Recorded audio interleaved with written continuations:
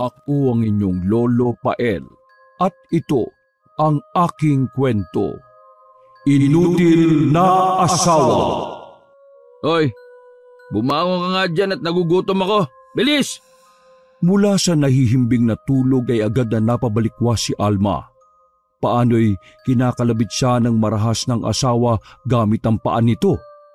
Nang magdilat siya ng mata ay nakatayo sa harapan niya si Nathan. Agad niya ding naamoy ang alak dito. Nathan, lasing ka? Hindi ako lasing. Napainom lang ako. Sige na, tumayo ka na't gutom na sabi ako eh. Oo, eto na. Kanina pa nga kita hinihintay eh. Ay talaga? Kaya palang himbing ng tulog mo ha? Kasi 3:00 na ng madaling araw. Eto, ininit ko yung sabaw para makaginhawa ka. Buti naman may sabaw. Tubig na malamig meron ba ha? Ikuha mo nga ako. Bilisan mo naman ang kilos para kang pagong eh. Oo nga pala. Binawasan mo ba yung ipon natin? Eh bakit? May problema ba?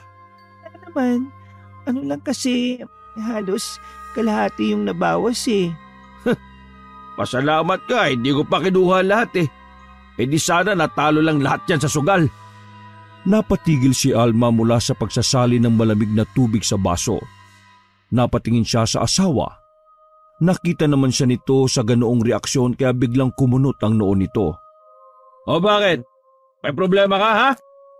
Hindi niya inaasahang bigla na lang nitong isasaboy sa kanya ang mainit na sabaw na hinihigop nito. Aray, ano ba ang... Pesting buhay to. Kumakain yung tao, sisimangutal mo. Buti sana kung cute ka sumimangot eh. Eh hindi naman. Nakakawala ka ng gana. Buisit. Buisit! Hindi mo dapat kasi pinangsugal yung ipon. Mabilis na nahawakan ni Nathan ang ilalim ng baba niya at pinisilyo ng mahigpit. Napaigik si Alma sa sakit. Hindi mo ko tuturuan kung kailan at saan ko dapat gamitin ang pera na yon, ha? Kasal tayo, Alma. Ang pera mo ay pera ko din. Naintindihan mo? Ha? Hindi na makakibo dahil sa higpit ng pagkakahawak nito sa kanya. Tahimik na lamang na naglanda sa magkabila niyang pisngi ang luhang hindi na niya mapigil sa paglabas. O ano? Dadramahan mo na naman ako, ha? Doon lang siya binitiwan ng asawa saka nailing. Alam niya namang pwedeng maging ganoon ang reaksyon nito.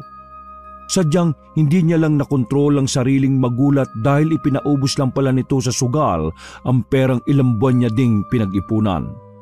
Itigil mo na yung kakayak mo dyan. Akala mo nakakaawa ka? Hindi no? Nakakasuya ka lang pagmasdan. Baka hindi ako makapagtimpi sa'yo. Oh, makapasok na nga lang sa loob.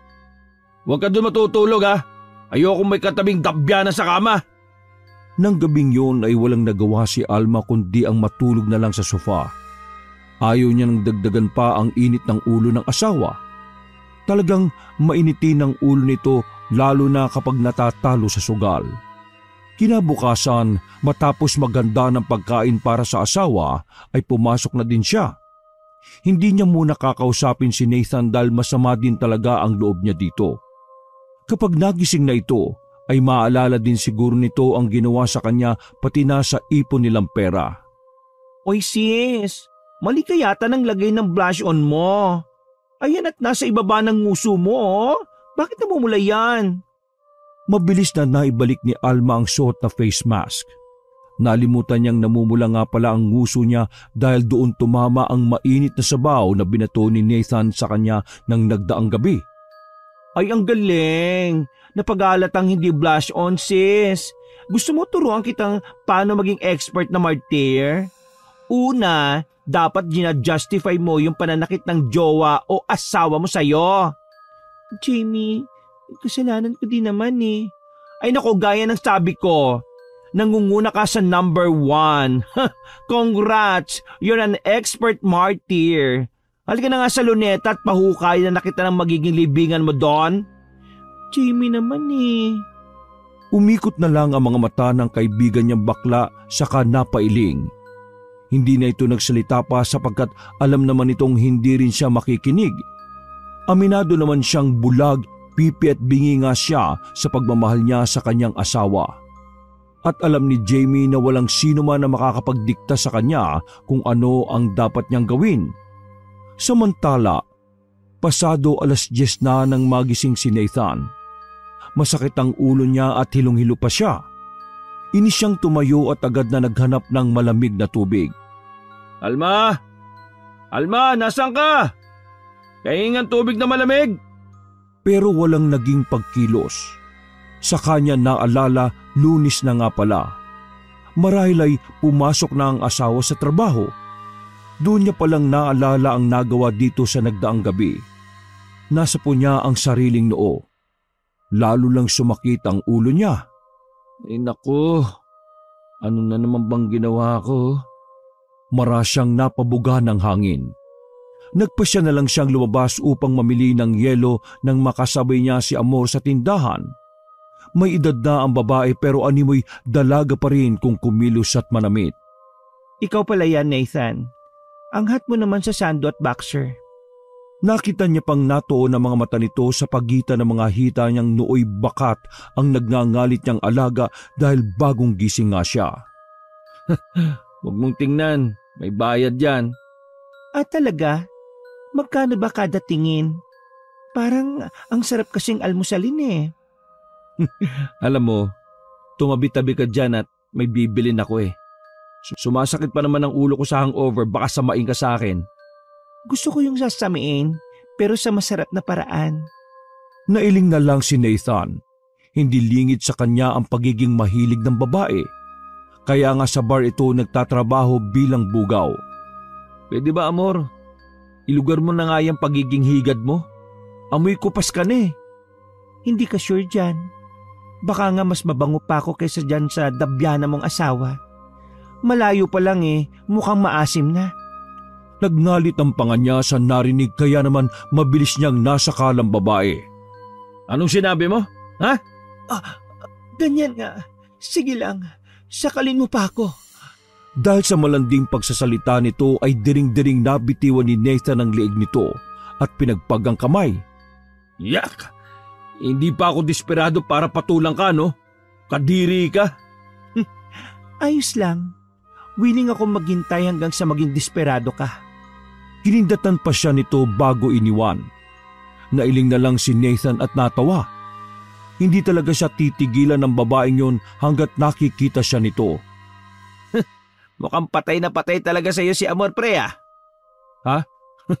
Baka patayin ko talaga siya. Kahit mabaliw pa ako, hindi ko papatulan yung babaeng yan. Ay nako. Isang ice water nga, pre. Ang over ka na naman, ha? Oo eh. Napasubo sa sabungan kagabi. O ano, panalo ba? Yun lang, talo. Napatalo ko nga yung halos kalahati ng ipon namin ni Alma eh. Patay tayo dyan. Ano sabi ni Maring Alma? Hindi siya nakakibo. Paniguradong masama na naman ang loob ng asawa niya sa kanya. Hindi bale, madali lang namang amuin si Alma. Mamaya ay plano niyang babawi na lang dito at hihingi ng tawad. Oo nga pala, pre. Kumusta yung pag-apply mo sa ibang bansa? Yun, antay na lang ako ng visa ko, pre. Baka next month makalipad na din ako. Tuloy-tuloy na ang pag-asenso mo, pre ah. Huwag mo ko kakalimutan ha. Oo naman, ikaw talaga oh. Bakit ba hindi mo din kasi subukan? Bata ka pa naman. Kailangan nga lang talaga may budget ka, pre. Yun na nga eh, wala. Alam mo namang minimum wage lang yung sinasahod ni Alma. Ako naman, yung trabaho ko parang sa sabungan lang. Meron at wala. Madalas pa nga eh, wala. Dumiskarte ka kasi, pre. Magagawan mo yan ng paraan.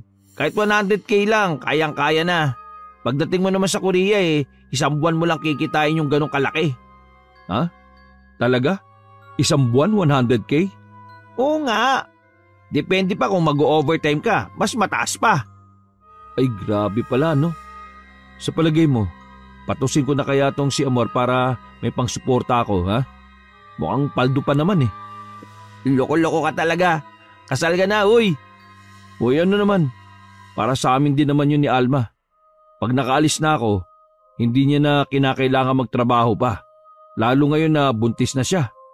Sira, hindi papayag si Maring Alma na maghanap ka ng sugar mommy para lang makaahon kayo, ano? Hindi naman niya kailangan malaman, pre.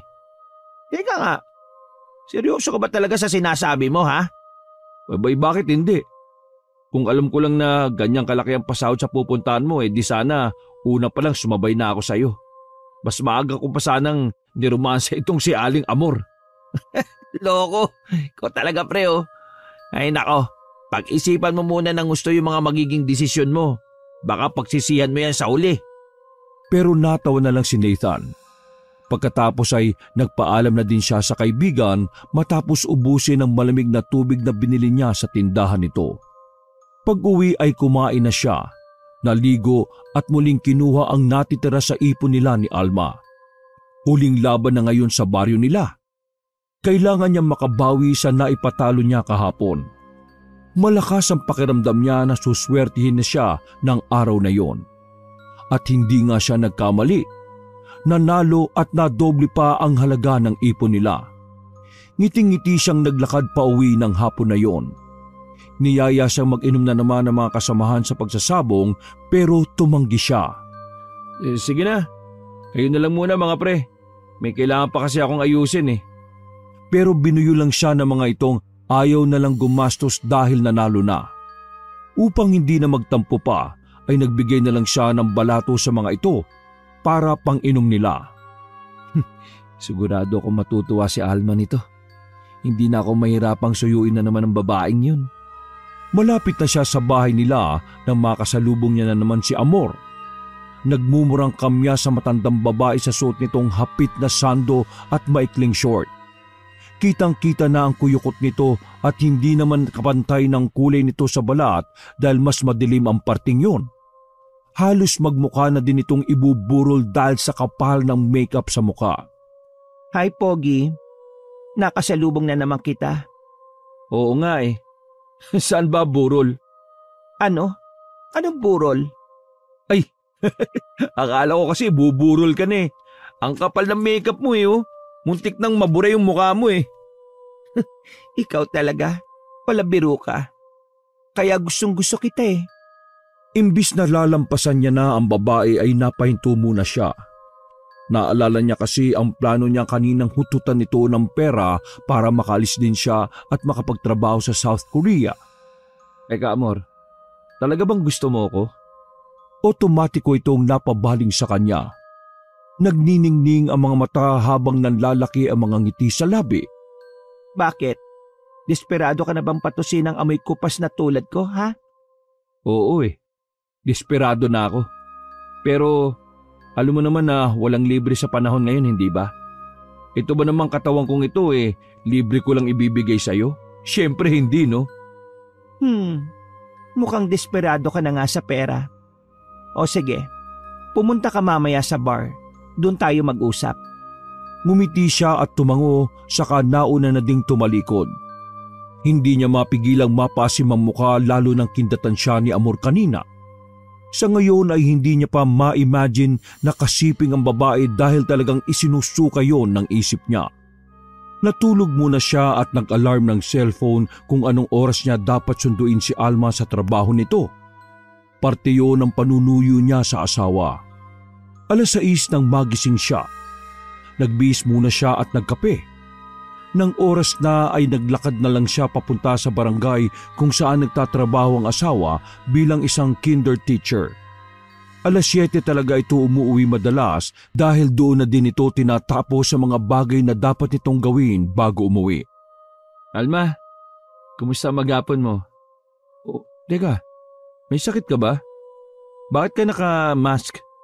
Ayos lang ako. Paano? Mauna na ako sa iyo, sis. May sundo ka na naman eh. Ingat ka ha. Ayoko makita bukas na sa ibang parte na naman ng mukha mo nakalagay ang blush on mo. Sige, babu. Ano daw? Anong blush on? Wala yun. Sige na, Jamie. Salamat ha. Bago umalis ay inirapan pa siya ng baklang kaibigan ng asawa niya. Mara siyang napabuntong hininga sa kahinarap si Alma. Hindi talaga siya mapakali sa sinabi ng kaibigan nito. Ano bang sinabi ng baklang yun, Alma? Anong blush on sa… Teka, ano yan? Bakit parang namumula yung nguso mo? Yan yung blush on na sinasabi niya. O ano, okay na ba? Ano? Teka nga, sinundo na nga kita, tinatarayan mo pa din ako. Tinatanong kita kung anong nangyari dyan sa nguso mo, kung bakit namumula. Ikaw nga may gawa nito sa akin kagabi, Nathan eh. Nalimutan mo na ba? Ako? Anong ginawa ko? Sinabuyan mo ako ng mainit na sabaw. Hindi mo na naman ba maalala? Napayuko si Nathan. Ang naalala niya lang ay nagkasagutan sila ni Alma, pero hindi niya maalala na nasaktan niya na ito. Ha? Pasensya ka na sa akin, Alma. Ha? Sobrang lasing yata ako kagabi kaya nasaktan kita. Sorry talaga. Lagi naman ganun eh. Hayaan mo na. Talaga? Hindi ka nagalit? Ito nga pala nanalo kanina sa sabong. Naibalik ko na yung naipon natin. Dumoble pa. Pero hindi niya nakita ang tuwa sa asawa. Sa halip ay malungkot pa nitong tiningnan ng hawak niyang pera na pinapakita niya dito. Oh, hindi ka ba natutuwa? Sana sa susunod, huwag mo nalang pakialaman yung ipon natin. Kung hindi ko yung ginawang puhunan uli, di hindi sana yan dodoble. Ito na nga malaki na to. Ayaw mo pa ba? Hindi naman sa ganon. Ikaw na nga itong sinusuyo. Magpapabebe ka pa ba? Naku, bisit naman talaga Sorry na. Sige na, amuwi na tayo. Nagugutom na din kasi ako eh. Yun nga yayayain pa nga sana kitang kumain sa labas. Pero wag na. Nasira na ang gabi ko. Itong ipon mo. Muwi ka na mag-isa. Pero akala ko ba… Hindi na pinatapos pa ni Nathan ang asawa sa pagsasalita. Mabilis niya itong iniwan matapos maibigay dito ang saktong perang naipon nito. Sumakay na siya ng tricycle at nagpababa sa bar kung saan nagtatrabaho si Amor. Habang si Alma naman ay tulalang naiwan, tinititigan niya ang pera na nasa kamay niya. Hindi niya talaga maunawaan ang mood ng asawa. Minsan ay napapaisip na lang din siya kung may karapatan ba siyang magsalita o mag-react. Dahil sa kaunting bagay ay umiinit namang kaagad ang ulo ng asawa. Sinasabi ko na nga ba pakitang gilas lang talaga yung batugan mong asawa. Jamie, bumalik ka. Hindi naman ako umalis. Nandiyan lang ako sa labas nagsusoft din sa tindahan. Hinihintay ko talaga kayong dumaan pero gaya ng hula ko. Ayan, at solo flight ka sanang uuwi, bruha ka. Ay, masyado kasi akong nagpabebe kaya nainis si Nathan. Ang sabihin mo, may tama na talaga sa utak niyang asawa mo? Akalain mong susunduin ka tapos iiwan ka din bigla. Gawain ba ng matinong lalaki yon ha? Hayaan mo na. Kaya ko naman umuwi mag-isa eh.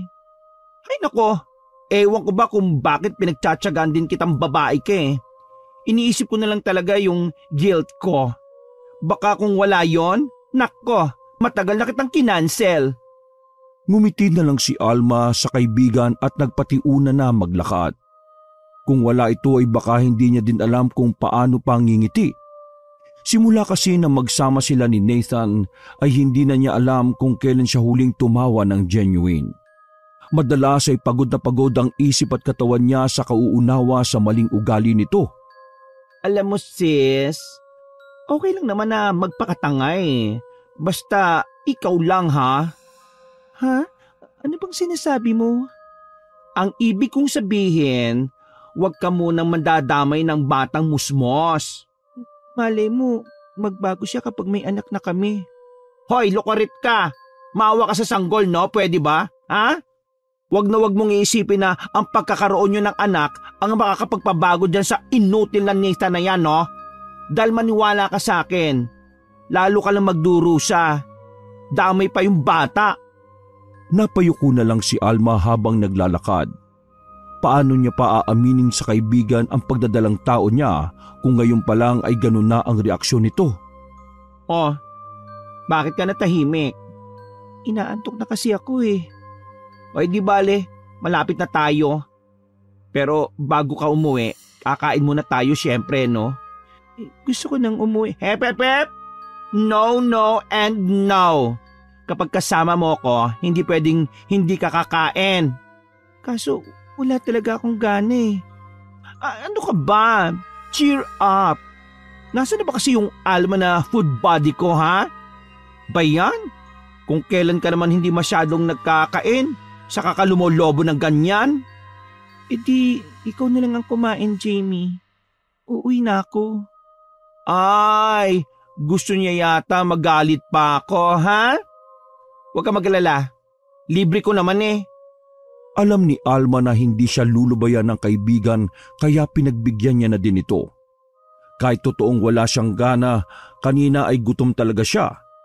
Lalo pa nga siyang ginanahang kumain nang sunduin siya ni Nathan. Inaasahan niya na kasing sabay na sila nitong maghahapunan, pero iba ang nangyari. Umamin ka nga, Alma. Buntis ka ba, ha? Ha?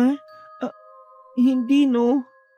Naibahan lang talaga ako ng lasa ng goto kaya ako nasusuka eh. Wala namang bago, ha? Paborito nga natin to, di ba?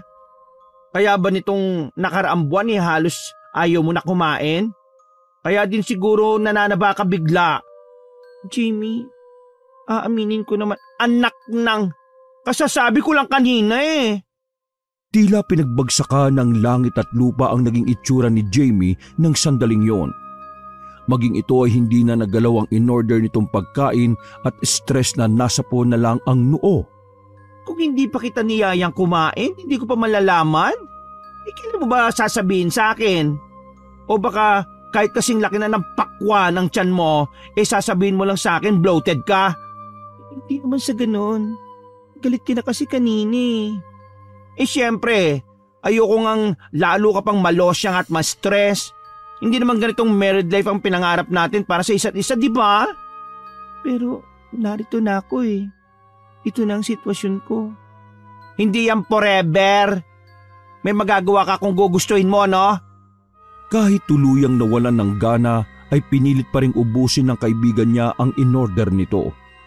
Siya naman ay hindi na talaga nakain ang pagkain niya dahil nasusuka nga siya sa lasa. Hinatid na din siya nito sa bahay nila bago tuluyang umuwi. Makalat ang bahay na inabutan niya. Walang sinaing at pati yung pinagkainan pa yata ni Nathan ng tanghalian ay nasa lamesa pa din. At hindi man lang nagawang ilagay sa lababo. Bukas ang ilaw sa buong bahay. Maging ang electric fan ay hindi napatay. Nangihina siyang napaupo sa monoblock. Natutulala at napapaisip sa mga sinabi ng kaibigan niya. Pero sa huli ay nangingibabaw pa din ang pagmamahal niya para sa asawa. Ano? Seryoso ka, pre? Loko-loko ka. Ang buong akala ko nagbibiro ka lang eh. Akala ko ba hindi mo papatulan si Amor? Nasubukan ko kagabi. Hindi naman pala ganun kasama, pre. Akalain mo, may gagastos na sa pag-alis ko. Gabi-gabi pa ako mag-i-enjoy. Ha? Mag-i-enjoy? Paano ka mag-i-enjoy kung amoy lupa na yung nakapatong sa'yo? Pre, wala nang epekto yung amoy amag kapag nadadala ka na sa ikapitong langit, pre. Takte, hindi ko naisip na expert pala yung babaeng yun. Grabe, ang galing sa kama. Oo na, sige na. Pero pre, akala ko ba buntis si Maring Alma? Paano kapag nalaman niya? Hindi ka ba naaawa sa asawa mo? Sigurado masasaktan yun.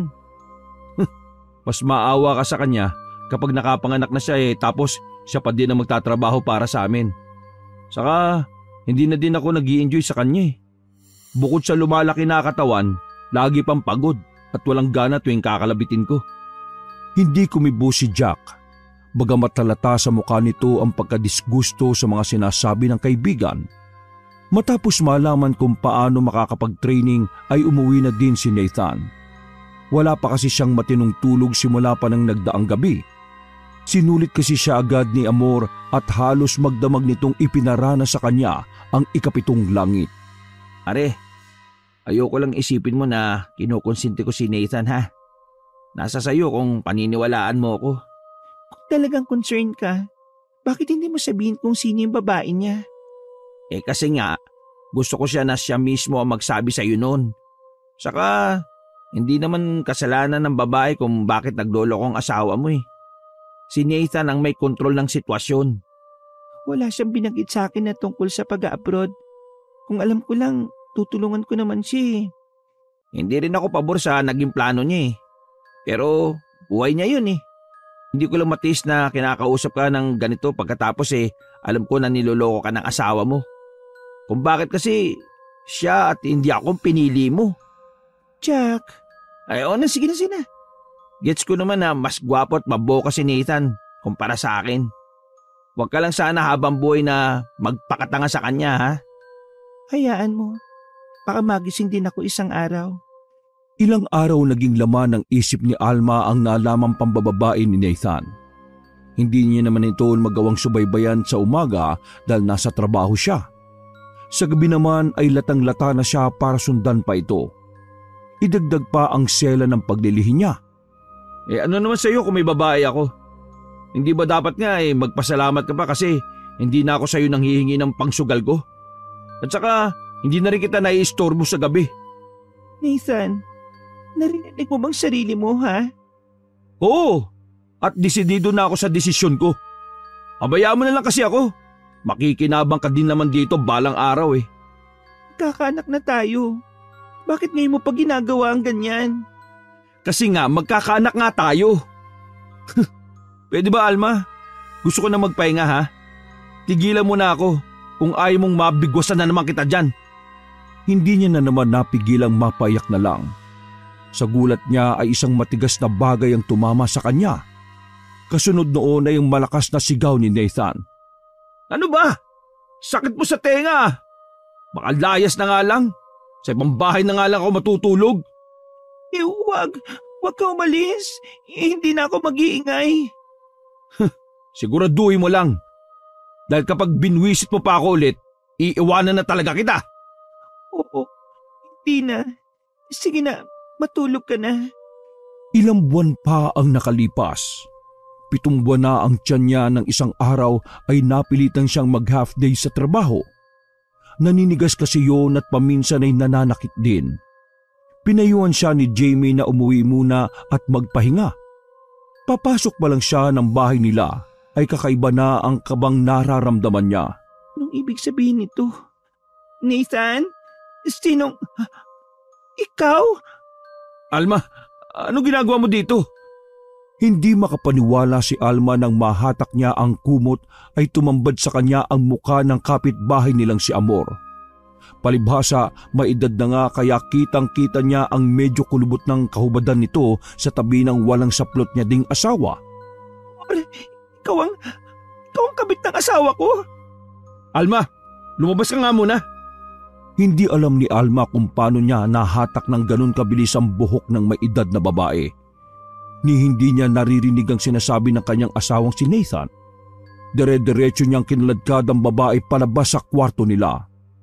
Palibhasa, medyo may kalakihan ng katawan.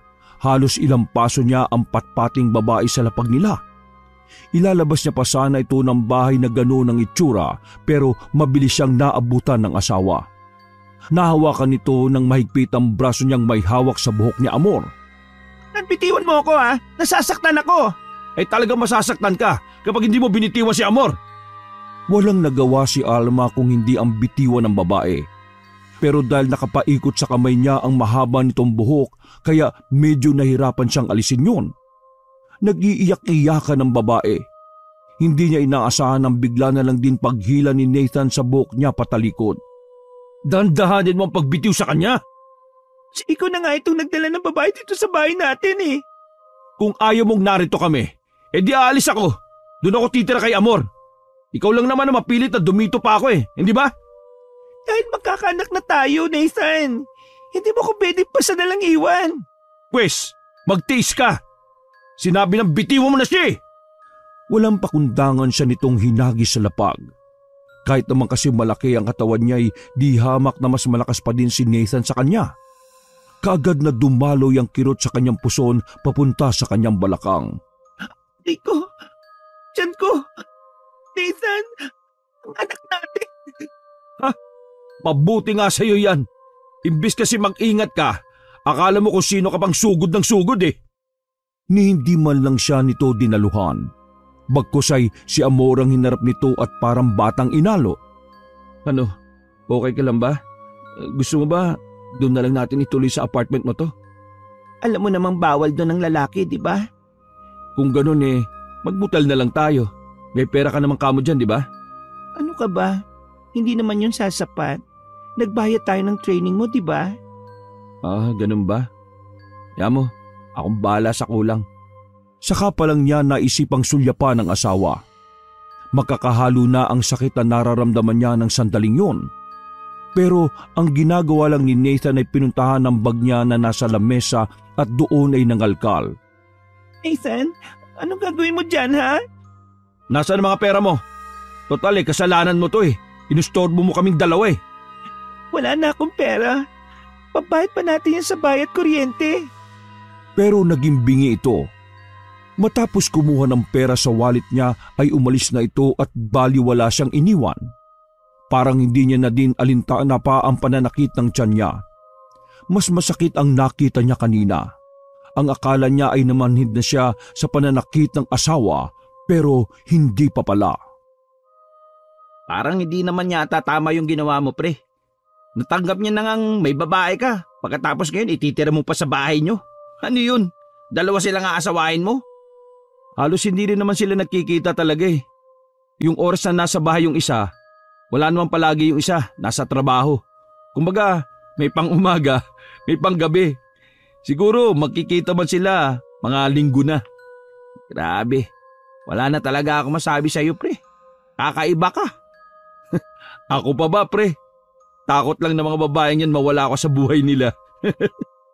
Samantala, sa eskwelahan ay halos sabunutan na ni Jamie si Alma sa mga ipinagtapat nito sa kanya. Ano pasok dyan sa kukote mo? At hindi mo magawang iwanan yung hambog na yon? At nakipag-deal ka pa nga? Aba, dinaig mo pa ang 3 paring martira. Namatay ang mga yon na may prinsipyo at dignidad. Samantalang ikaw, hindi mo lang tinanggalan ng ulo yung sarili mo. Inalisan mo pa pati respeto. Ano ka ba? Hindi sumagot si Alma. Aminado siyang naririnig niya ang kaibigan at tama ito sa lahat ng sinasabi nito. Pero maging siya ay hindi maunawaan ng sarili niya. Pakiramdam niya kasi ay hindi niya kakayanin kung iiwanan siya ni Nathan. Lalong kawawa naman ang magiging anak nila kapag lumaki itong walang makakagisnang ama. Kung iniisip mo yung magiging anak mo, pues ako, nandito naman ako. Bakla lang, pero lalaki pa din, no? Pwede akong tumayong ama niyan. Huwag mo nang idamay pa ang sarili mo sa gusot na pinasok ko, Jamie. Anong huwag mo idamay? Damay-damay na to, no? Isusubo ko na nga sa'yo yung napakaraming option pero yung sarili mo pa din ang sinusunod mo eh. Ay nako, bahala ka na nga sa buhay mo. Total, ginusto mo yan at hindi mo din naman ako pinakikinggan. Abay pagtiisan mo yan. At gano'n na nga ang nangyari. Hanggang sa makapanganak si Alma ay pinagtiisan niya na makasama sa iisang bubong ang asawang lalaki at ang kabit nitong doble pang edad sa kanya. Sa kabilang dako, kakaiba naman ang nararamdamang tiwala ni Nathan sa kanyang sarili. Maliman sa paningin ng iba, proud siya na may 2 babaeng nagkakandara pa sa kanya at halos magpaligsahan pa kung paano siya mapapasaya. Ay nako, may masamang hangin na naman sa paligid. Pakibilisan mo ngang ibigay sa akin yung mga pinamili ko, Jack.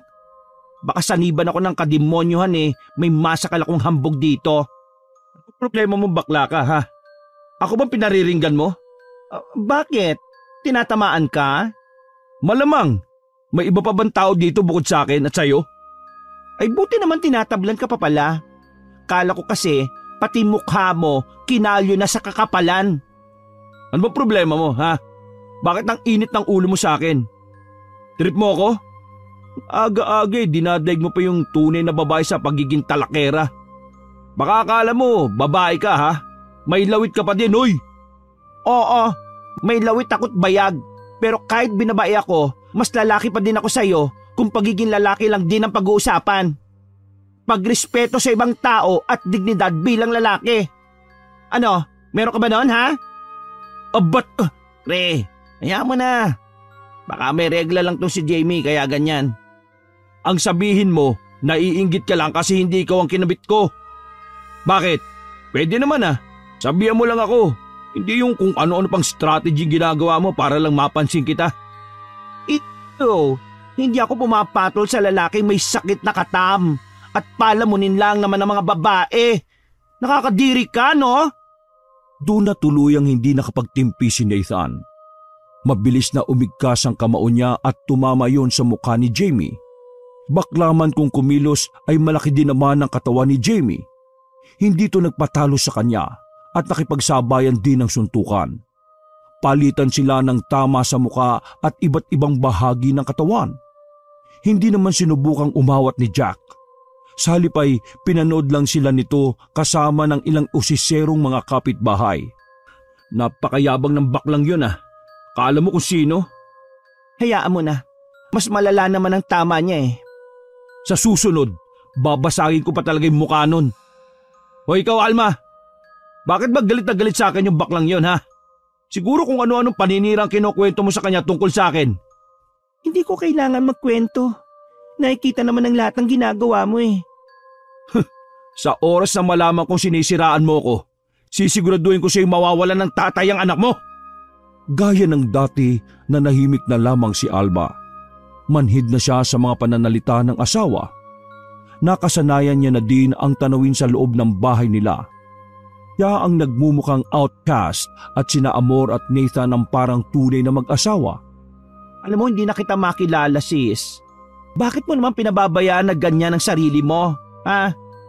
Hayaan mo, makakabawi din ako sa sarili ko. Ay nako, hindi mo magagawa yun hanggat nakikisama ka sa asungot mong asawa, no? Teka, kailan nga pala yung binyag nitong inaanak ko? Napakagandang bata pa naman ito. Kamukhang kamukha ko. Hindi ko pa alam Baka kapag nakabalik na ako sa pagtuturo. Pati ba naman sa pagpapabinyag? Kailangan ikaw pa din? Anong silbi ng asawa mo? Ano siya? Sperm donor lang? Mabuti pa. Ibenta niya na lang kamo yung katas niya para may pakinabang naman siya. Hindi yung pinandididilig niya nga sa amoy lupa naman. Tapos makunat pa sa balat ng kalabaw at maugat. Yuck! Sabay na lang silang nagkatawa ng magkaibigan. Hapon na noon at hinatid ni Nathan ang kabit nito sa kabaret kaya silang dalawa lang ng baby niya ang inabutan doon ng kaibigan. Ilang buwan pa ang nakalipas, hindi pa rin nakakaalis si Nathan dahil mukhang nagkakaproblema sa papeles niya. Bumalik na rin si Alma sa pagtatrabaho sa daycare center. Pumayag naman si Nathan na siya na ang titingin-tingin na nooy 6 na buwan na nilang anak. Wala siyang nararamdamang pag-aalala dahil nakikita niya naman kung paano ito mag-alaga sa anak nila sa nakalipas na ilang buwan. Nahirapan kasi sila sa pagbabudget ng sandali siyang makapagpahinga sa pagtatrabaho. Panay reklamo na din si Amor sa nagagastos nito sa kanila. Ay nako, umuwi ka na. 10:00 na ng gabi. Hindi ka pa 1 taon na nanganganak, no? Baka mamaya mapagod ka ng gusto't mabinat ka. Madami pa kasing gagawin Kaya ko na to, umuwi ka na. Yung inaanak ko baka inaantay ka na din, no? Sige na nga. Sigurado ka na, kaya mo ha? Oo nga, sige na, uwi na. Pero hindi inakala ni Alma na ang pag-uwi niya na palang yon ang babago ng lubusan sa kanya. Na ang dadatnan niya ang siyang magpapamulat sa kanya mula sa katangahan niya sa kanyang asawa. Madilim ang kabuuan ng bahay pagdating niya. Nasa labas pa lang siya ay dinig na niya ang malakas na iyak ng anak niya. Mabilis siyang tumakbo papasok sa loob ng bahay at binuksan ang ilaw. Anak, anong... Natigalgal siya sa inabutang itsura ng anak sa loob ng kuna nito. Marumi at naliligo sa sarili niyang dumi ang anak. Lumabas na sa punong-punong diaper nito ang dumi at marahil ay ginawa yung laruan ng anak niya. Nang igala niya ang paningin sa paligid ay bumulaga sa kanya ang makalat na sala. Napakaraming bote ng alak sa lapag at may basyo pa doon ang pinanggamitan ng droga. Naiyak na lang si Alma sa labis na galit. Nilinis niya muna ang anak at pagkatapos ay hinanap niya si Nathan. Inabutan niya ito sa kwarto nila. Hubot-hubad na natutulog katabi si Amor. Sa galit niya ay ibinato niya sa mga ito ang pampers ng anak niyang may dumi. Ano bang anak ng... Alma! Ano ba to? Diaper na may tae? Ayos na kayo dito ng kabit mo, Nathan. Bukas pagbalik ko, dapat wala na kayo rito. Nang gabing yun ay umalis na si Alma kasama ang anak niya. Bumalik siya sa daycare center. Inabutan niya doon si Jamie na gumagawa pa din ng mga dekorasyon na gagamitin para sa moving up ng mga estudyante nila. Alma! Anong... Diyos ko naman, sinugod mo ba sa hamog ang inaanak ko, ha? Doon palang tuluyang napahagulgol si Alma. Tila lahat ng tinitiis niyang sakit sa loob ng ilang buwan ay tuluyan ng sumabog. Sa kabilang banda, hindi naman nagkanda-ugaga si Nathan kung paano aalisin ang diaper na anak na nooy napunta na sa buhok ni Amor. Nakadapa kasi ang babae at nananatiling tulog. Nak naman ng buwisit. Buwisit talagang buhay to. Paglabas niya ay nakita niya din ang iniwan nilang kalat. Nadaanan niya din papuntang banyo ang kuna ng kanyang anak na tadtad ng dumi nito. Marin siyang napapikit habang nai-imagine kung ano ang nagtulak sa asawa para magalit ng ganon. Bakit nawala sa isip ko yung anak ko? Nang toko naman talaga oh. Wala, nalasing ako eh. Naiiling na lang siya habang naglilinis ng sarili. Ni hindi siya nag-aalala kung saan nagpunta ang asawa at anak niya. Para sa kanya ay uuwi din naman yon pagkatapos itong magpalipas ng sama ng loob. Bayan, di man lang naglinis bago umalis. Sino maglilinis nito bukas? Si Amor? Ay nako, puti sana kung di reklamador yung matandang yun eh. Tirik na ang araw kinabukasan ng magising si Nathan. Sa sofa na siya nakatulog habang iniisip kung paano lilinisin ng dumi sa buhok ni Amor. Hindi niya na pala yun nagawa dahil nakatulog na rin siya. Muling pumainlan lang ang malalakas na katok. Agad na tumayo si Nathan at binuksan ang pintuan. Hindi niya inaasahan na mukha ng kapitan nila at mga tanod nito ang bubulaga sa kanya. Kapitan, ano pong... Hindi niya na naituloy ang sasabihin nang makita niya sa likuran ng mga ito si Alma karga ang anak nila. Si Jamie at ilang kapulisan na siyang agad lumapit sa kanya. Alma, anong nangyayari? Anong ibig sabihin nito ha? Pero dire-diretsong pumasok sa loob ng bahay ang mga pulis kasama ang kapitan nila. Tila may hinahanap ang mga ito doon. Isa sa mga pulis ang sumigaw ng confirm. Galing ito sa kwarto nila at pagkatapos ay agad siyang nilapitan para lagyan ng posas. Teka, sandali. Wala kayong karapatang... Tapos na ang pag-feeling alpha mo, Nathan. Maski aso, mahihiya sa kababuyan nyo ng kabit mo. Kasabay noon ay binasahan na din siya ng mga karapatan niya. Ilang minuto pa ay sigaw naman ni Amor ang pumuno sa loob ng bahay. Nagwawala ito at tinatawag ang pangalan ni Nathan. Hanggang sa ilabas na din ito mula sa kwarto nila. Kitang-kita pa ang natuyong dumi sa buhok nito. Mabulo kayo sa kulungang dalawa. Hindi. Alma, ano ba itong ginawa mo? Hindi ba nagkasundo naman na tayo? Kung yung nangyari kagabi, sorry, patawarin mo ko. Nalasing lang naman ako eh. Pero nakita niyang binubulungan lang ni Jamie ang asawa niya. Ramdam niyang gusto siya nitong tingnan. Alam niyang mapapatawad pa siya nito pero dahil sa sulsol ng bakla nitong kaibigan, hindi siya nagagawang tingnan man lang ng asawa. Huwag ka makinig sa baklang yan. Gusto lang tayo sirain yan eh. Alma, masaya naman tayo hindi ba? Alma, akong pakinggan mo. Kinausap din ito ng kapitan pero naging matigas na ito. Pinagsabihan sila na maghaharap sa barangay. Nakita niya pang kinuha ni Jamie ang anak nilang mula kay Alma at may ibinulong naman ito dito. Walang yakang bakla ka. Ikaw ang salot sa pagsasama namin ni Alma eh. Kapag nakalaya ako dito, wawasakin ko na yung mukha mo! Oh, narinig niyong lahat yon ha? Nakita niyo na kung gaano kabayulente ang lalaking yan. Sa oras na may mangyari sa akin, ang lalaking hambog na yan lang ang dapat sisihin. Yun kung makakalabas ka pa sa kulungan, buwisit ka. Mag-usap tayo, Alma. Alam ko na maayos pa natin to. Hihintay ko kayo ng anak natin. Nang araw na yon ay nagharap nga sila sa barangay. Lahat ng klase ng pagmamakaawa at pangako ay ginawa ni Nathan. Malakas ang kutob niya na mapapaamo niya si Alma, lalo na ngayon at hindi na nito kasama ang kaibigan nitong bakla. Gusto mo bang lumaki si Yana na wala ako, ha? Alam mo naman kung gaano kalapit sa akin ang anak natin, di ba? Nakalimot lang ako kagabi. Hindi ko naman sinasadya eh. Pangako, hindi na yung mauulit. Maawa ka naman sa akin, Alma. Hindi nagsasalita si Alma. Tahimik lang itong nakikinig. Hindi niya tuloy alam kung ano ang iniisip ng asawa. Umaasa siya na mapapatawad nito dahil alam niya kung gaano siya nito kamahal. Samantala, hindi naman mapakali si Amor sa tabi niya. Naiirita yata ang babae sa itsura nito. Magulo ang buhok at baliktad pa ang suot na short. Ano ka ba? Para kang kitikiti dyan. Bilisan mo na kasi ang pang-uuto mo dyan sa asawa mo. Gusto ko nang umuwi. Maghintay ka nga. Kung hindi naman dahil sa katakawan mo sa alak, hindi tayo mapupunta sa ganitong sitwasyon eh. Sabay pa silang napatingin kay Alma na magsalita ito. Bakas ang kaseryosohan sa boses ng kanyang asawa. Ni walang emosyon ang mukha nito. Hindi alam ni Nathan pero kinakabahan siya sa paraan ng pagkakatitig nito sa kanilang dalawa ni Amor. Sige, iuurong ko na ang kaso. Nangunot ang noon niya.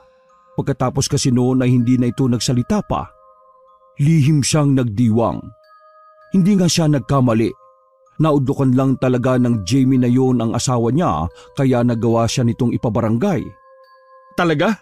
Ay, ang ibig kong sabihin salamat. Hindi ka magsisisi.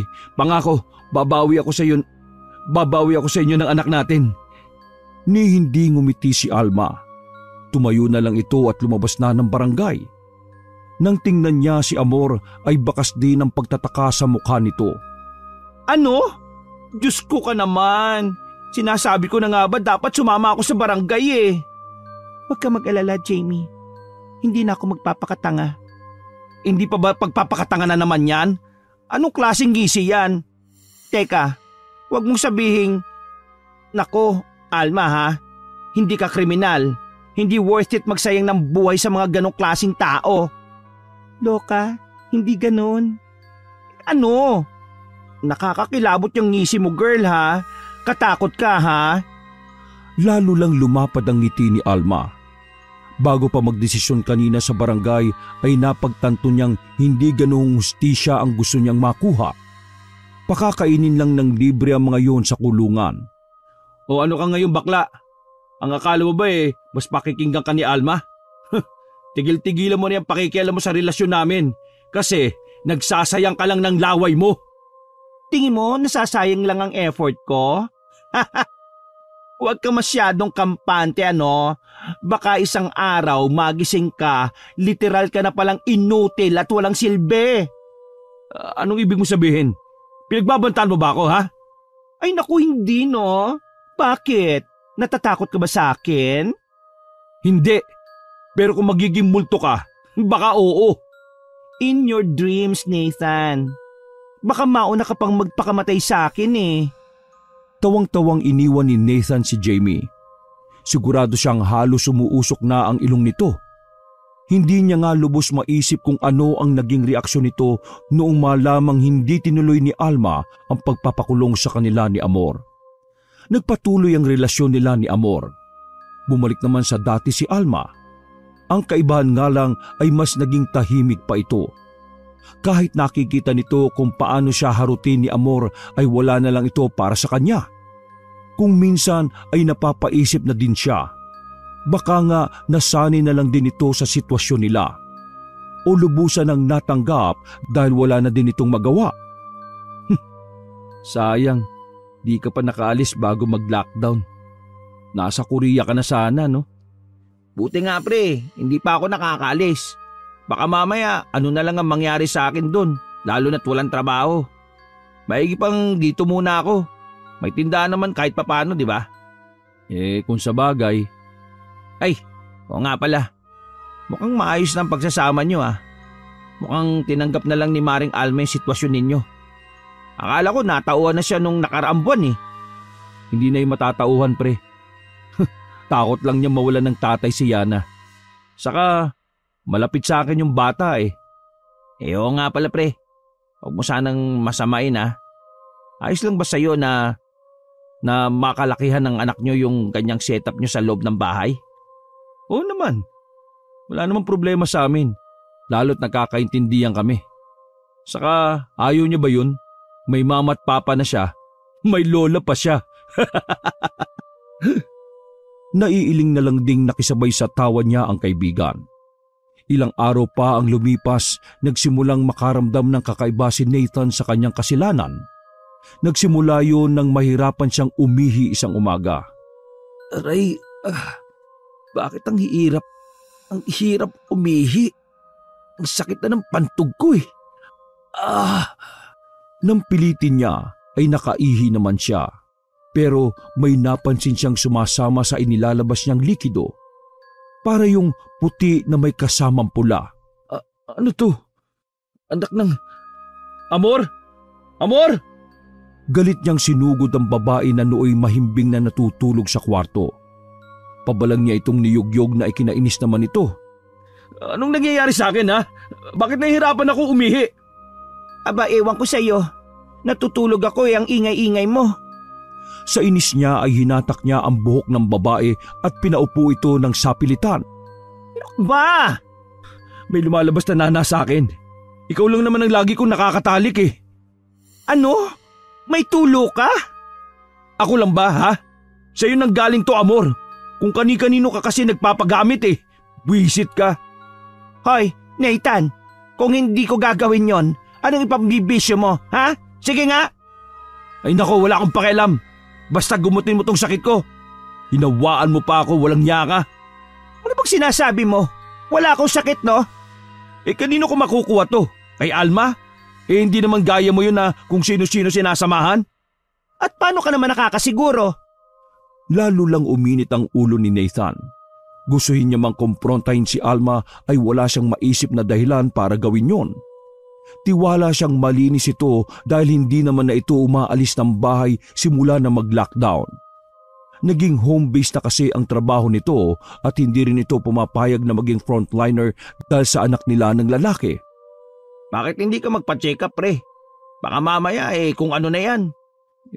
Natatakot ako magpa-check up ngayon eh. Kahit wala kang COVID, magkakaroon ka kapag nasa ospital ka na. May mga private clinic naman eh. Medyo mahal nga lang. Teka, alam na ba ni Alma yan? Hindi pa nga eh. Si Amor, dapat siya yung nagpapagamot sa'yo eh. Hindi daw siya ang nanghawa sa akin. Pinaginalaan pa nga ako na baka may iba pa akong babae. Baliw na yung isang yun eh. Mas silosa pa sa totoo kong asawa. Kahit naman magselo si Alma, wala ding silbi pre. Kaya mas silosa yung kabit kasi sila ang feeling legal eh. Ang hindi alam ni Nathan ay yun na din ang huling pagkakataon na makakausap niya ang kaibigan sa tindahan nito. Na mga sumunod na araw kasi ay unti-unti na ring namaga ang alaga niya. Bukod sa nahihirapan siyang umihi, iba na din ang pakiramdam niya doon. Nagiinit yun na nangangating-ating hindi niya mawari. Ano bang nangyayari dyan, Nathan? Nakakadiri naman. Di ko alam eh. Anong gagawin ko, Amor? Dali mo na kaya ako sa klinik. Kailangan na ito maagapan. Bakit ako magdadala sa'yo? Ako ba ang asawa mo? Ano? Bakit hindi ikaw? Ikaw mas laging nakikinabang nito. Pwes, hindi na ngayon. Diyan ka na. May kliyente pa ako naghihintay sa akin. Nangihinang napaupo si Nathan sa kama nila. Sa loob ng ilang buwan ay sila lang ni Amor ang magkasama sa loob ng silid na yon. Samantalang si Alma naman ay sa sofa lang natutulog kasama ang anak nila na nasa kuna naman. Dalang ang sasabihin ni Alma. Ay nako, baala na. Kailangan ko ng tulong ngayon. Dati ko din naman siyang napaligaya eh. Siguro naman may pakialam pa siya. Nang araw na yon na ipinagtapat niya na sa asawa ang tunay niyang kalagayan, wala siyang nakitang kahit anong reaksyon sa mukha nito. Nakatungod lang ito at nakikinig. Hindi rin ito nag-alinlangang sumang-ayon sa kanya nang sabihin niyang kailangan niya magpa-check up. Sige, sa sahod ko magpapa-check up ka. Talaga? Naku, maraming salamat Alma. Hindi na kumibo ulit si Alma. Sa halip ay bumalik na ito sa mga ginagawa nito. Sa unang pagkakataon ay may kung anong kirot siyang naramdaman sa dibdib. Napagmasdan niya kung paano asikasuhin ng asawa ang kanilang bahay. Ganon din ang anak nila habang nagtatrabaho ito. Ngunit bago pa man siya tuluyang talunin ng konsensya, ay bumalik na siya ulit sa higaan niya at nagpahinga. Ano? Iiwan mo na ako? Pero paano ipinangako mo sa akin na ikaw ang sasagot sa lahat ng pag-alis ko? Hindi ka na makakaalis. May virus na. Matatapos din yan. Tuparin mo ipinangako mo, Amor. Ayoko na nga eh. Bakit ba? Wala ka na rin namang silbi sa akin ngayon. Hindi ka na nga makatayo eh. Inutil. Anong sabi mo? Bakit? Hindi ba totoo? Inutil ka naman talaga. Walang silbi. Ay nako, makaalis na nga. Hoy, Amor! Bumalik ka dito! Bayaran mo ako sa lahat ng pagpapaligaya ko sa'yo! Ayop kang matanda ka! Kahit amoy lupa ka, pinagtiisang kita! Hoy! Bumalik ka dito! Pero nginisian lang siya nito at saka tuluyan ng iniwan. Dala ni Amor ang lahat ng damit nito. Ultimo electric fan na binili nito noon ay binitbit nito. Alam niyang rinig na rinig lahat ni Alma ang naging sigawan nila. Inakala niyang papasukin siya ng asawa para pakalmahin, pero hindi yun nangyari. Inis siyang nagsisisigaw. Hindi niya akalain na sa ganitong kalagayan pa siya iiwanan ni Amor. Ang buong akala niya noon ay susuportahan siya nito sa lahat ng pangangailangan niya financially. Niya ka, Amor. Hindi pa tayo tapos. Kung inaakala mong matatakasan mo ko, nagkakamali ka.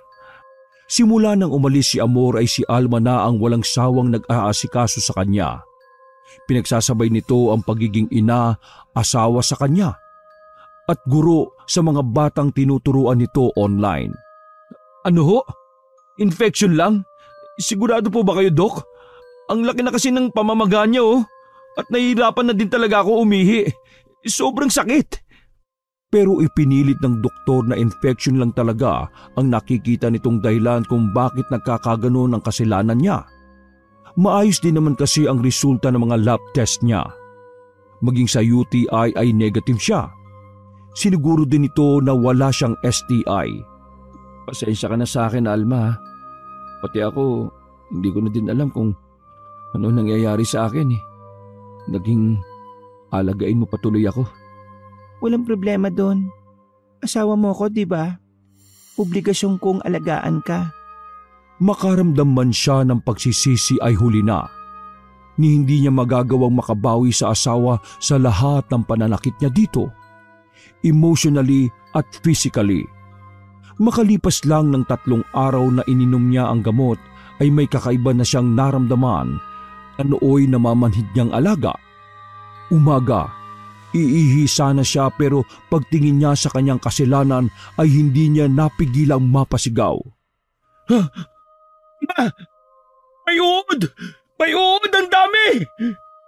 Humahangos namang dumating ang asawa bitbit ang anak nila.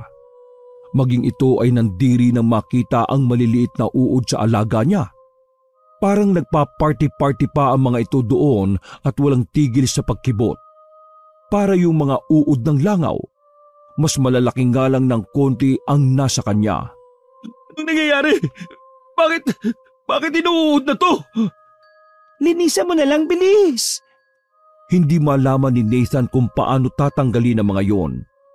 Nang minsan siyang may mapatay ay kumalat pa ang nana at dugo galing doon sa kanyang kasilanan. Halos masok siya sa nasasaksihan. Maging ang amoy kasi ng nanggagaling doon ay hindi na kaaya-aya. Ang dating ipinagmamalaki niyang parte ng kanyang katawan, ngayon ay uod na lang ang nakikinabang. Diyos ko, ano po ba itong ibinigay niyong sakit sa akin? Bakit sa dinami-rami ng parte ng katawan ko? Bakit sa best friend ko pa? Hindi siya tinutulungan ni Alma para linisin ang mga uod doon. Kahit nasa loob kasi siya ng kwarto ay dinig na dinig niya ang tawa nito. Naririnig niya din ang boses ni Jamie na pumapainlan lang sa buong bahay nila. Nais makaramdam ng pagsiselos ni Nathan. Dati kasi ay siya ang madalas na dahilan ng malakas na tawa ng kanyang asawa. Ngayon ay hindi ito ngumingiti kapag kaharap siya. Para lang itong isang robot na nag-aasikaso sa kanya. Hindi ito natulog sa higaan nila katabi niya kahit nung wala na si Amor. O pre, kumusta ka na? Nangangayayat ka yata ng husto ah. Eto, hindi pa rin mabuti ang lagay. Mabuti naman at nabisita mo ako. Ilang linggo na kasi kitang hindi nakikitang lumalabas eh. Oo nga pre, wala nang lakas eh.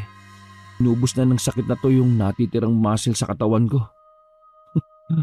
Ang totoo, masyado akong pinapahirapan ng sakit ko eh. Pare, imbis na gumaling ako dun sa mga gamot at antibiotic na binigay sa akin, parang lumalala pa ang lagay ko eh. Nahihirapan na nga ako. Parang gusto ko nang sumuko. Pre, pagsubok lang yan. Maswerte ka at isang tulad ni Almang napangasawa mo. Inaalagaan ka at inuunawa. Sa kabila ng lahat hindi ka nagawang iwanan ito. Di tulad nung Amor na yun. Nang tingnan ni Nathan ang asawa na nooy masayang nakikipaglaro sa kanilang anak, ay hindi niya mapigilang mapaluha. Tama ka. Baka hindi ko na alam kung anong nangyari sa akin kung wala si Alma sa buhay ko, pre. Oh, huwag ka sanang magagalit sa akin, pre Pero, alam mo, pakiramdam ko, ito na din marahil yung plano ng Diyos para bigyan ka ng dala at mamulat ang mata mo sa mga maling ginagawa mo sa mag-ina mo. Hindi nakakibo si Nathan.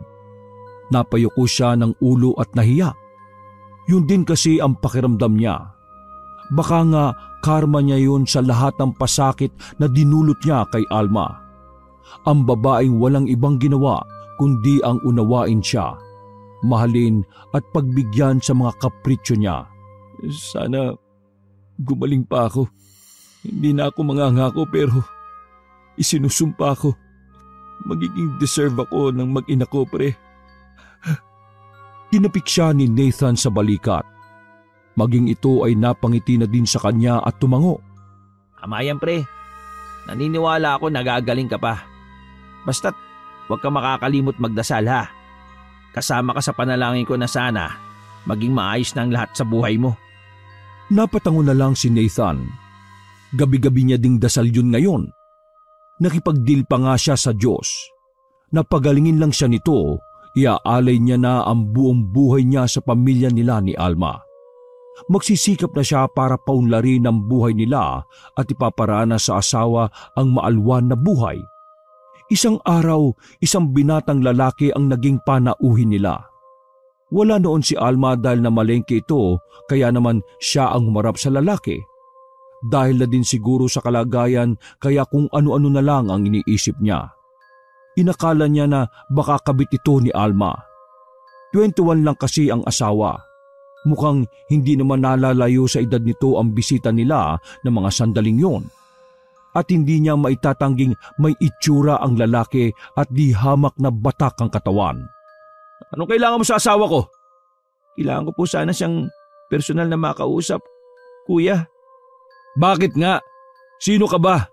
At bakit kailangan personal pa kayong mag-usap? Sabi mo na lang sa akin kung anong dahilan mo at umalis ka na. Pasensya na po kayo. Si Alma lang po talaga ang sadya ko. Ang tigas din ng mukha mo ano? Hindi ka ba nakakaintindi ha? Asawa niya ako. Sa akin mo na sabihin at ako na magsasabi sa kanya mamaya. Lalabas na lang po muna ako. Doon ko na lang siya hihintayin. Inis na nagtangis sa mga bagang ni Nathan.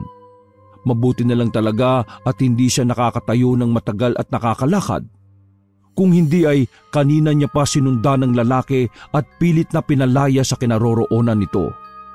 Yang tinitingin-tingin ng bisit na to. Mukha ba akong kaawa-awa sa paningin niya? Teka nga, kala mo ba hindi ko kaya? Aray, bisit talaga oh. Sa tuwing susubukan niya kasing tumayo ay bigla na lang sisigid ang matinding kirot mula sa kanyang namamagang alaga papunta sa kanyang mga hita at paa. Kainis. Kung putulin na lang kaya kita, wala ka na din namang silbi. Para siyang siraulong kinakausap ang sarili. Mabuti na lang at hindi pa nagigising ang anak niya. Mas mahihirapan kasi siya kapag umiyak ito at nagpakarga. Pinapatulog talaga muna ito ni Alma bago ito umalis para mamalengke. Maya-maya pa ay natanaw niya na ang pagdating ni Alma. Agad itong kinausap ng binatang lalaki. Dahil malayo ay nagkasya na lang siyang tanawin ang mga ito mula sa kinauupuan sa loob ng bahay. Sino ba siya? At bakit hinahawakan pa niya yung kamay ni Alma? Nang tila galit na bawiin ni Alma ang kamay nito, ay nakita niya pang naglumuhod ang lalaki na parang nagmamakaawa. Anak nam, buwisit naman oh. Talagang sa katirikan pa ng araw. Ang kakapal ng muka. Pero mukhang hindi nagpatangay ang asawa niya. Galit pa din itong iniwan ng lalaki na nung humarap sa gawin niya ay nakita niya pang may luha sa mga mata. Sino yon? Pero hindi siya kinibo ng asawa. Kitang-kita niya pa din ang galit sa mukha nito. Pero hindi siya nagdalawang isip na ulitin ang tanong. Kung galit ito, mas galit siya sa nasaksihan. Tinatanong kita, Alma. Sino sabi yung lalaking yun eh? At may palhud-luhod pa siya sa harap mo? Bakit hindi mo siya tanungin? Ano ba namang klaseng sagot yan? Tinanong ko siya kanina pero ayaw akong sagutin. Sino ba kasi yun? Kabit mo? Doon lang tumalim ang tingin ni Alma sa kanya. Para yung matalas na kutsilyong anumang oras ay sasaksak sa kanya. Wag na wag mong pinupunas sa akin ang dumi mo, Nathan. Eh kung ganon, sino yun? Bakit ba hindi mo kasi masagot-sagot yung tanong ko? Napalunok siya nang marahan nitong lumapit sa kanya. Tila nanunumbat ang mga mata nitong hindi naaalis ang pagkakatitig sa kanya. Simula na magkaroon ka ng kabit, wala ka ng karapatan para tanungin ako ng ganyan. Saka nito kinuhang anak nila sa kuna at lumabas ng bahay. Naglakad ito paalis. Gusto niyang humabol dahil aaminin niyang inakala niyang sasama na ito sa lalaki. Pero matapos may sabihin ay nilampasan na din ito ang binata. Hindi na din naman humabol ang lalaki sa asawa niya. Sa halip ay laglag ang balikat nito na muling naglakad papunta sa gawin ng bahay nila. Papunta ito sa kanya. Napakatigas niya. Hindi ko na siya mapapakiusapan. Kasalanan mo to, Nathan eh. Ikaw lang dapat na nagdudusa dahil ikaw lang naman talaga may gusto na sirain ng pamilya niyo eh. Pero nandamay ka pa. Anong sinasabi mo? Sino ka para magsalita ng ganyan sa pamamahay ko, ha? Wala ako sa loob ng pamamahay mo. At wala akong balak na pumasok diyan. At nasa akin lahat ng dahilan para sumbatan ka dahil halos mamatay na ang mama ko sa sakit na dumabo sa kanya ng dahil sa'yo. Dahil sa kasama ng ugali mo. Hoy, lalaki. Huwag mo akong pinagbibintangan ha. Sakit nga di ba? Paano ko naman naging kasalanan yon? Tanga ka ba? Dahil sa'yo, kaya nadamay sa pangungulam ang mama ko. Dapat sa'yo binabalik lahat ng sakit eh. Ikaw hindi na dapat binubuhay dahil masama kang tao eh. Sino bang nanay mo? Hindi nga kita kilala eh. Si Amor. Siya ang mama ko. Payat na nga. Nagbudot balat pa siya dahil sa inyong mag-asawa. Si Amor? Bakit? Anong nangyari sa kanya? Gusto mong alamin ha? Wag na. Wala naman kayong pinagkaiba ng pinagdaraanan ngayon eh. Ipagdasal mo na lang na mabuhay pa yung nanay ko. Dahil kapag hindi niya nakayanan, sinusumpa ko. Handa akong magsanla ng kaluluwa ko sa demonyo. Mabalikan lang kita. Bago ito tuluyang umalis, ay isang pailalim na tingin pa ang iniwan nito sa kanya. Aaminin niyang kinabahan siya sa mga huling sinabi nito. Medyo nag-loading ang utak niya. Ilang minuto pa bago niya lubusang maunawaan ang lahat. Kulam? Ipinakulam kaming dalawa ni Ni Amor? Sa tinagal-tagal ng panahon na may sakit siya, ni hindi sumagi sa isip niya na baka ginagamitan nga siya ng itim na kapangyarihan. Naging kontento na siya sa dahilan na baka na-infection lang talaga siya. Mara siyang napabuga ng hangin. Nanginig ang katawan niya sa naiisip. Pakiramdam niya, lumiliit ang paligid niya sa hilo. Sa dami ng taong pwedeng magpahirap sa kanya, si Alma nga ba ang gagawa ng ganoong katinding bagay? Napakaraming katanungan sa isip niya ng sandaling yon. Pero wala si Alma para sagutin siya. Bukod sa hilo ay nanakit din ang ulo niya. Tuluyan ang nanikip ang dibdib niya sa tinitimping pag-iyak. Bakit ka nandito? Nasaan na magina ko? Ayaw niya nang umuwi. Ilang beses ko siyang pinipilit pero ayaw niya na talaga eh. Total alam mo na daw ang totoo. Sapat na daw yung ilang buwan na inalagaan ka niya. Ano? Di ko maintindihan. Alam mo din yung tungkol dito? Ang pagpapakulong lang sa inyo ng kabit mo ang plano at siyang pinayo ko sa asawa mo, Nathan. Hindi ko naman nakalain na gano'n na pala katindi ang kinikimkim niyang galit sa iyo. Hindi ang tulad ni Alma ang gagawa ng ganito kalupit na bagay eh. Kilala ko yon. Pero nung araw na yon, parang ibang tao ang kaharap ko at hindi ko na siya nakontrol. Anong ibig mo sabihin? Natutong pinakulam ako ng sarili kong asawa? Malungkot na tumango si Jamie. Para naman siyang nauupos na kandila sa kumpirmasyon na yun. Hindi niya yun inaasahan. Sa tanang buhay niya, hindi niya naisip na gagawin yun ni Alma sa kanya. Sa totoo lang hindi ko masisisi si Alma eh. Nasaksihan ko kung paano siya masaktan ng paulit-ulit ng dahil sa iyo. Pero aaminin kong galit ako sa ginawa niyang to dahil parang isinanla niya na din ang sarili niya sa demonyo. Mali na pinasa niya sa itim na kapangyarihan ang hustisya para sa panggagago niyo sa kanya, no? Hindi na siya nakaimik. Hindi niya din alam kung ano ang mararamdaman niya. Hinayaan niya si Jamie na kuhain ng ilang gamit ng mag-ina niya. Siguro nga yun talaga ang nararapat para sa gagong tulad niya. Siya ang nagtulak kay Alma para magdesisyon ng ganong katinding bagay. Ngayon ay lubos-lubos ang pagsisising nararamdaman niya. Palabas na sana ng pintuan si Jamie nang magkaroon siya ng lakas magsalita. Pwede bang pakisabi kay Alma, patawad? Halatang nagulat din si Jamie pero sincero itong ngumiti sa kanya at tumango. Padadalhan ka na lang din daw niya ng lutong pagkain dito habang hindi mo pa kayang kumilos para sa sarili mo. Sana hayaan mo na siya muna sa ngayon, Nathan. Sige, ingatan mo mag-ina ko ha. Pangako, hindi ako manggugulo. Bukal yun sa loob niya. Sa unang pagkakataon ay nakaramdam siya ng kagaanan sa dibdib niya. Nang tuluyang mapag-isa ay sakalang bumuhos ang luha ni Nathan. Para siyang biglang nauntog ng malakas. Gusto niya na lang tapusin ang buhay niya habang inaalala kung paano niya abusuhin ang asawa niya noon. Galit na galit niyang pinagsusuntok ang sariling ulo. Ang tanga-tanga mo, Nathan! Ang tanga-tanga mo! Napakasama mo! Tama sila eh. Hindi ka na dapat na buhay pa eh. Wala kang silbi. Wala kang kwenta. Wala! Nang gabing yun ay buo na ang loob niyang tapusin ang sariling buhay. Naghanap siya ng matalas na bagay sa kusina na pwedeng gamitin pero wala ni isa siyang mahanap doon. Puro plastik ang mga gamit. Ultimo kutsara at tinidor ay mga plastik din. Kung gusto mong gawin ko, Alma, ang patuloy pang mabuhay. No, paano pa ako mabubuhay kung ganito kalagayan ko? Bakit hindi mo na lang ako patayin? Ha? Bakit hindi mo na lang ako patayin? Sa lapag ng kusina na nakatulog si Nathan ng gabing yon. Kinabukasan ay nagulat siya dahil nang iihi sana siya ay dire-diretso na yung lumabas. Hindi na din siya nasasaktan at bagya na ding nabawasan ng pamamaganon.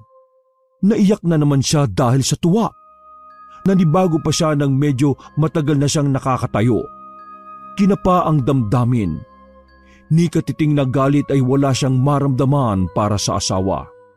Ang totoo ay sa sarili niya pa siya nagagalit. Napakagago niya kasing lalaki. Sa paglipas ng araw ay tuluyan ng naging maayos ang kalagayan ni Nathan. Isang araw ay nasa lubong niya si Amor. Mukhang maayos na din ito di gaya ng huling balita niya tungkol dito. Parang baliwalang nagngitian lamang sila at nilampasan na ang isa't isa. Pre, masaya ako para sa'yo. Hindi mo ako binigo sa pagkakataong to ha. Worth it ang orasyon ko. Ibang-iba ka na. Orasyon? Loko ka talaga. Gabi-gabi ako nagro-rosaryo, kala mo ba? Alam ko naman na magbabago ka pa eh. Nakita ko yun sa'yo nung huling bisita ko. O tingnan mo, ayan o, at mas maayos ka na. Sana lang, pagpatuloy mo na ha. Malay mo, masungkit mo ulit yung matamis na oo ni Alma balang araw. Pagtatrabahuan ko yan pre. Pero sa ngayon focus muna ako sa pagsasaayos ng buhay ko. Para sa susunod na harap ko sa mag-ina ko, magagawa niya na din ako may pagmalaki. Yan! Bilib na talaga ako sa'yo, pre. Ibang level na yung maturity mo. Parang nalampasan mo pa nga ako ngayon eh. Sira. Ay, oo nga pala. Tumawag na si Sir Rudolph sa akin. Continue na daw ulit yung pagpapalis nila. Baka mamaya, sabay pa tayong makalipad nito. Maayos na kasi yung mga dokumento ko eh. Ay, oo nga. Ayaw mo nun. Sana parehas tayo ng kumpanya para magkasama pa din tayo doon, no? Nakaka-homesick kaya kapag nasa ibang bansa ka tas ikaw lang mag-isa. Oo nga, kaya nga eh. Buti na lang, may sapat na naipon na din ako para sa mga gastusin. Sana talaga matuloy na tayo ngayon, no? Sigurado na yan, pre. Basta magtiwala ka lang. Gaya ng inaasahan, sabay ngang napadalhan ng visa sina Jack at Nathan. Parang destiny din na iisang kumpanya sila nakapasok. Hindi naman nawala ng kontak si Nathan sa kanyang anak na si Yana. Gayunpaman ay hindi pa rin siya kinakausap ng asawa hanggang sa mga sandaling yon. Totoo pre, wala akong kaidi-idiyang may sarili ka ng bahay at lupa sa Pilipinas. Congrats ha! Alam mo, nakakabilib talaga yung dedikasyon mo ngayon eh. Sana sa pag-uwi natin harapin na ako ni Alma. Para naman sa kanila talaga lahat ng ginagawa kong ito eh. Sigurado akong harapin ka na nun. Basta't totoo ka sa mabuting intensyon mo, magbubunga na maganda lahat ng pinaghirapan mo. Nangiti siya sa kaibigan. Sa loob ng 2 taon ay wala siyang ibang inspirasyon kundi ang kanyang mag-ina. Isang beses niya ding sinubukang kausapin si Alma pero bigo siyang makausap ito. Lahat ng messages niya ay sinisin lang pero hindi nare-replyan. Nang kasunod na buwan ay sabay din silang umuwi sa Pilipinas ni Jack. Habang nagpaiwan si Jack sa Manila para i-meet ang nakilala nitong babae online, siya naman ay dumiretso kung nasaan si Alma. Hanggang sa mga panahong yun ay kasama pa din ito si Jamie sa bahay. Nathan, hindi ko nasaklaw ang pag-iisip ng kaibigan ko. Alam mo naman kahit noong magkarelasyon kayo hindi nakikinig sa akin yan, di ba? Kaya nga sana tulungan mo na lang ako. May inihanda akong sorpresa para sa kanya sa pamilya namin. Kahit hindi niya ako tanggapin, basta maibigay ko sana yung regalo kong yon. Hindi naman siya nahirapang pakiusapan si Jamie. Agad nilang isinetap ang pagdadala kina Alma at sa anak nila sa subdivision kung saan siya nakakuha ng bahay at lupa. Doon ay muling hiningi ni Nathan ang permiso ni Alma para ligawan ito. Tensyonado ang lahat dahil baka bigla na lang mag-walk out si Alma. Pero para siyang nabunutan ng tinik nang tumango ito kay Nathan at timing ngumiti. Hindi ako mangangako ng kahit ano, Alma. Itong nakikita mo ngayon, hindi na ito magbabago. Mas pagbubutihan ko pa hanggang sa tuluyan ko nang mabawi lahat ng sakit na dinulot ko sa iyo. Hanggang sa muli kitang mapatawa ng gaya ng dati. Nang yakapin niya ang mag-ina niya, ay batid na ni Nathan lahat ng pangit sa nakaraan ay iiwanan na nila doon. Gaya ng luma nilang bahay na naging saksi sa masasama nilang alaala.